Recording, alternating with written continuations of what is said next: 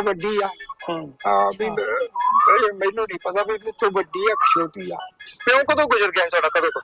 ਮੇਰਾ ਬਾਪ ਪਹਿਲਾਂ ਹੀ ਗੁਜ਼ਰ ਗਿਆ ਸੀਗਾ, ਆਪਣਾ ਬਖਰੂ ਬਹੁਤ ਚਿਰ ਬਾਅਦ ਗੁਜ਼ਰਿਆ। ਮੈਂ ਪੂਰਾ ਪੜਿਆ ਹੋਇਆ ਸੀ ਜਦੋਂ ਗੁਜ਼ਰਿਆ। ਅੱਛਾ ਅੱਛਾ।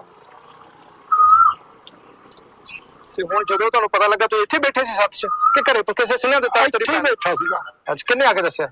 ਸਾਡੇ ਇਹਨਾਂ ਦੇ ਪੋਤੇ ਨੇ ਆ ਕੇ, ਪਟਵਾਰੀ ਸਾਹਿਬ ਦੇ ਪੋਤੇ ਨੇ ਆ ਕੇ ਦੱਸਿਆ। ਉਹਨਾਂ ਵੀਡੀਓ ਵਿਖਾਈ ਤੁਹਾਨੂੰ? ਹਾਂ ਹਾਂ, ਮੈਨੂੰ ਕਹਿੰਦਾ ਵਾਪਸ ਆਇਆ ਫੋਟੋ ਆ ਗਈ। ਅੱਛਾ, ਮਗਰ ਕੋਈ ਨਹੀਂ। ਉਹ ਫੋਟੋ ਲੋਕਾਂ ਨੂੰ ਕਿਵੇਂ ਪਤਾ ਸੀ ਉਹ ਤੁਹਾਡੀ ਆ? ਉਹ ਤਾਂ ਬਚਪਨ ਵੇਲੇ ਦੀ ਹੈ। ਉਹ ਬੱਚੇ ਬਸ ਦੇਖ ਲਓ, ਕੁਦਰਤੀ ਗੱਲ ਆ ਕੇ ਮੈਨੂੰ ਦੱਸਿਆ। ਉਹ ਤਾਂ ਬਹੁਤ ਛੋਟੀ ਉਮਰ ਦਾ। ਫਿਰ ਤੁਹਾਨੂੰ ਕਿਵੇਂ ਯਕੀਨ ਹੋਇਆ ਕਿ ਨਹੀਂ ਹੋਇਆ ਪਹਿਲੀ ਵਾਰ? ਹਾਂ, ਯਕੀਨ ਹੋਇਆ ਜੀ, ਪਤਾ ਹੀ ਸੀ, ਮੁੰਡੇ ਨੇ ਆ ਕੇ ਦੱਸਿਆ। ਤੇ ਤੁਸੀਂ ਇੱਥੇ ਫਿਰ ਪੜ੍ਹੇ ਸਕੂਲਾਂ ਕਿਸੇ? 6ਵੀਂ ਤੱਕ ਪੜ੍ਹਿਆ। ਕਿਹੜੇ ਪਿੰਡ ਚ? ਇੱਥੇ ਹੀ ਜਸਵਾਲ।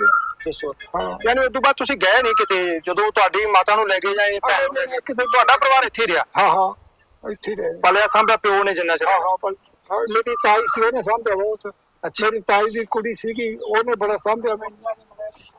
ਤੇ ਇਹ ਤਾਈ ਹੁਣੀ ਵੀ ਦੱਸਦੇ ਸੀਗੇ ਵੀ ਤੁਹਾਡੇ ਮਾਤਾ ਐ ਚਲੀ ਗਈ ਸੀ, ਉਹ ਕਿਵੇਂ ਗੱਲਾਂ ਦੱਸਦੇ ਸੀ? ਉਹ ਬਸ ਬਾਹਰ ਹੀ ਲੈ ਗਏ ਸੀਗੇ ਪੁੱਛਾਂ ਦੀ।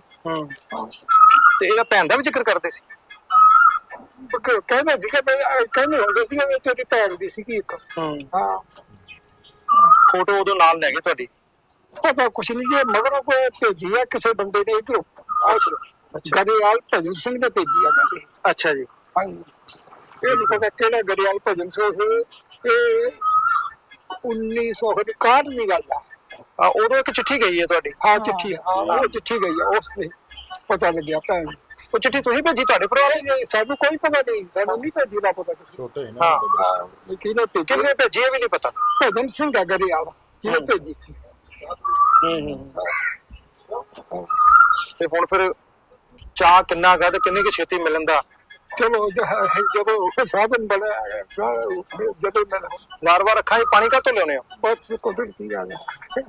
ਮੇਲ ਚਾਹ ਦਾ ਵੀ ਰੋਣ ਹੁੰਦਾ ਨਾ, ਚਾਹ ਨਾਲ ਵੀ ਬੰਦਾ ਜਿਹੜਾ ਅੱਖਾਂ 'ਚ ਪਾਣੀ ਆ ਜਾਂਦਾ। ਹਾਂ ਹਾਂ, ਇਹ ਤਾਂ ਤੁਹਾਡੇ ਪਿੰਡ ਦੇ ਗਰਮੇਲ ਸਿੰਘ ਆ, ਇਹ ਇੱਧਰ ਰਹਿ ਗਏ ਸੀ ਤੇ ਇਹਨਾਂ ਦੀ ਮਾਂ ਤੇ ਇੱਕ ਭੈਣ ਉਧਰ ਚਲੇ ਗਈ। ਉਹ ਕਹਾਣੀ ਸਾਰੀ ਤੁਹਾਡੇ ਅੱਖਾਂ ਸਾਹਮਣੇ ਹੋਈ ਆ?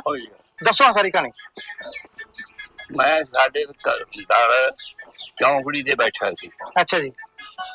ਉਹ ਜਿਹੜੀ ਇਹਦੀ ਮਾਂ ਹੈ, ਉਹ ਬੜੀ ਖੂਬਸੂਰਤ ਸੀ। ਅੱਛਾ ਜੀ। ਉਹਦੇ ਸਿਰ ਤੇ ਟੋਕਰਾ ਰੱਖਿਆ ਹੋਇਆ, ਉਹ ਬਾਹਰ ਕੂੜਾ ਸੁੱਟਣ ਜਾਂਦੀ ਸੀ। ਉਹਦੇ ਘਰ ਵਾਲਾ ਬਲੋਰਪੁਰ ਦਾ ਸੀ।